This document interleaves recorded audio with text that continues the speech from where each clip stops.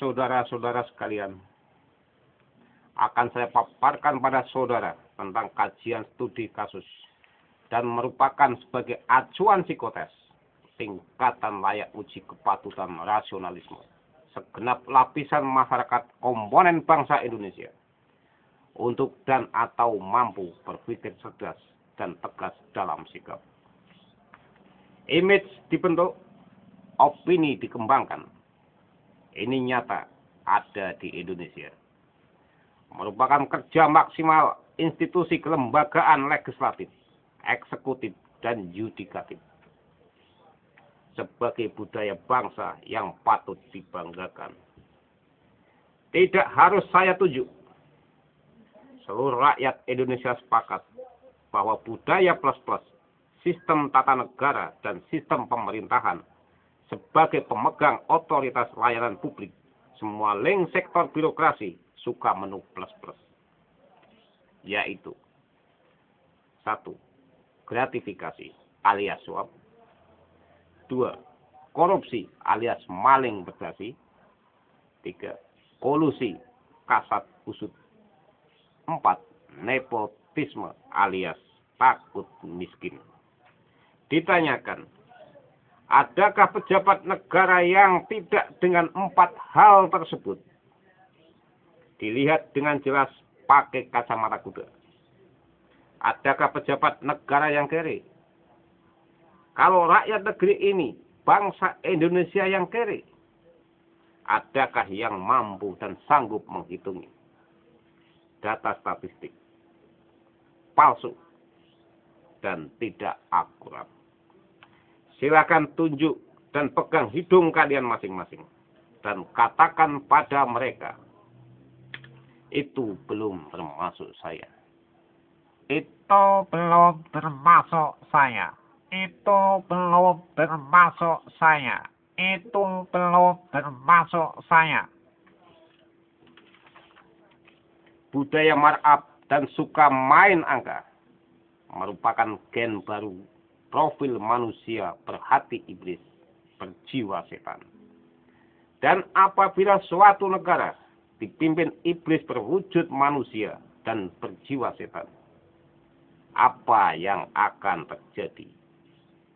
Laknat, laknat, laknat, dan kiamat kian dekat.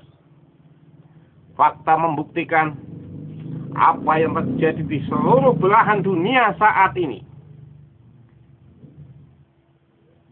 Saling bantai, saling tipu, khianat, dusta, ingkar, sesat, dan menyesatkan umat.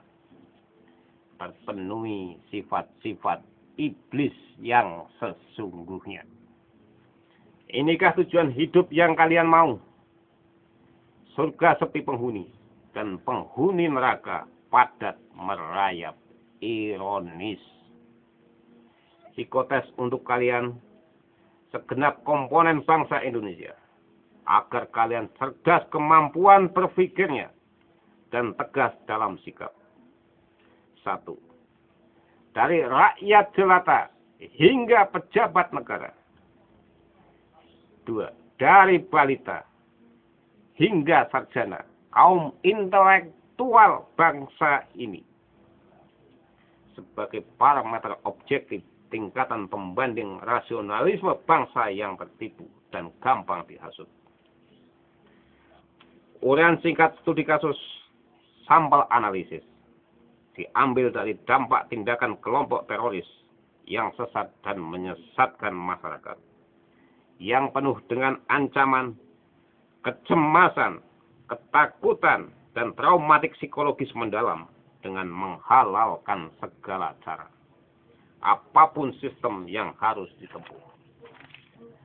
Sebagai pembanding, jangan karena sentimen sepihak dan atau hanya ikut-ikutan saja statement negara lain, nilai-nilai objektivitas diabaikan dan nilai-nilai subjektif ditonjolkan dengan persepsi kebencian ditumbuh kembangkan secara membabi buta dan menyakitkan. Menjudge bahwa Islam radikal itu teroris salah besar. Nilai balance, keseimbangan, predikat radikal setelah kata Islam dan makna yang ada adalah sebagai ajaran akidah yang keras bagi dirinya sendiri. Sebagai prinsip hak keyakinan hidup individu. Adapun faktor kebetulan salah mengartikan persepsi arti jihad yang sempit.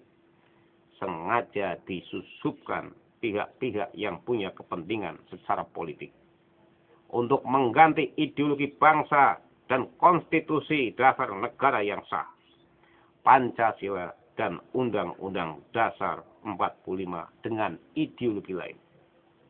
Secara umum, Islam mengajarkan akhlak mulia dunia akhirat, lahir batin yang penuh kasih sayang dan cinta untuk semua umat. Islam mengutuk keras segala tindakan terorisme dan menyatakan perang terhadap terorisme dan tindakan-tindakan anarkis lainnya. Pertanyaan saya, kenapa hal itu dapat terjadi? Simpel saja. Karena mereka orang-orang tersesat dan disesatkan.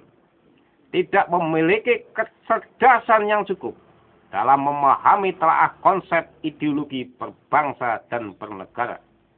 Di samping mengabaikan nilai-nilai rasa kemanusiaan, hak hidup orang lain, dan indahnya perbedaan. Jawaban kedua, adanya rasa frustasi mendalam akibat ulah petinggi negara yang tidak adil dalam merespon dan mensikapi psikologi sosial masyarakat dan beban hidup yang kian sulit karena sebab kemiskinan yang kian lama, sehingga timbul rasa benci, putus asa, dan dendam yang hampir sempurna. Data empiris membuktikan dan dapat dibuktikan dengan validasi fakta nilai akurasi 100%. Betapa rusak dan bobroknya moral dan mentalitas pelaksana otoritas, sistem tata negara, dan sistem pemerintahan. Kebijakan strategis birokrasi layanan publik, revitalisasi sarana dan prasarana kebutuhan mendesak bagi masyarakat umum, kacau dan amburadul, hanya mampu memenuhi unsur-unsur ketakutan yang mencekam, kecemasan itu jelas, trauma psikologis itu pasti, terancam jiwanya. Untuk pelayanan izin transportasi, baik darat, laut maupun udara, sebagai sampel analisis. Demikian pula untuk sektor-sektor lainnya. Dari kajian analisis studi kasus tersebut, dapat diambil kesimpulan eksplisit. 1. Mengapa bangsaku, rakyat negeri ini, mudah gampang tertipu dan dihasut? Apa yang salah dengan sistem tata negara dan sistem pemerintahan bangsa dan negara Indonesia? 3. Kenapa banyak rakyat negeri bangsa ini tidak mampu berpikir cerdas dan rasional? Kenapa? Dan kenapa? Mengapa? Dan mengapa? Apa? Dan apa? Untuk didalami, sekali lagi, untuk didalami. Bahwa kebodohan sangat dekat dengan kemiskinan. Kemiskinan dekat dengan kesesatan. Kesesatan menjurus pada kebiadaban. Kebiadaban sama dengan teroris. Dan bila 4 unsur tersebut terpenuhi, maka siapa yang harus bertanggung jawab? Berpikir rasional, realistis, objektif bagi segenap komponen lapisan masyarakat, terutama pejabat terkait. Secara adil bijaksana, tidak asal tunjuk golongan A dan ajaran B teroris. Maka harus ada pertanyaan pembanding sebab akibat personal individu dan institusi kelembagaan secara profesional. Yaitu, bagaimana dengan saya? Apakah tindakan saya bukan tindakan penyebab gerakan teroris? 3. Apakah kebijakan saya bukan kebijakan penyebab adanya teroris? Jika, sekali lagi, jika bila suatu kebijakan yang diambil pelaksana otoritas sistem tata negara dan pemerintahan mampu dan sanggup menghasilkan seperti tersebut di atas dan terpenuhi syarat-syarat uraian studi kasus dan 4 unsur untuk didalami seperti apa yang saya paparkan di atas, ada 2 pertanyaan saya. Siapa yang sesungguhnya teroris? Siapa yang membentuk jiwa teroris sesungguhnya? Kesimpulan kami sepakat. Bila suatu kebijakan berakibat fatal bagi rakyat negeri ini, maka mereka pengambil kebijakan juga teroris. Teroris yang dilindungi undang-undang. Aman. Untuk dicermati. Bangsa yang cerdas adalah bangsa yang punya prinsip dan tidak terkecoh statement bangsa lain. Bangsa yang maju adalah bangsa yang mampu menggali potensi sumber daya alamnya sendiri untuk kemakmuran rakyatnya. Bangsa yang kaya adalah bangsa yang tidak suka menjual aset bangsanya pada pihak asing.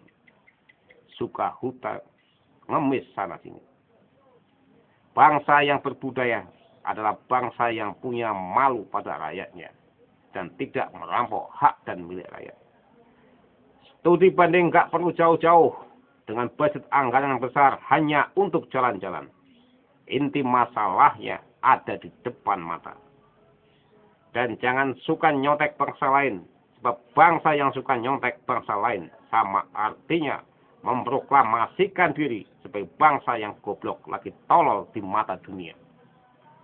Demikian kuliah umum singkat session ini, dan akan saya lanjutkan pada session-session lainnya, agar segenap lapisan masyarakat dapat menikmati arti pendidikan sesungguhnya. Dari abang becak, anak jalanan, tunawisma, dan lain sebagainya, marginal masyarakat ekonomi lemah, dan yang termasuk dalam status sosial kelompok rakyat jelata, agar mampu dan atau memiliki tingkat kecerdasan yang lebih dari kata cukup. Sanggup berpikir rasional, objektif, dan temperamental emosional terkendali. Realistis. Sekian dan terima kasih.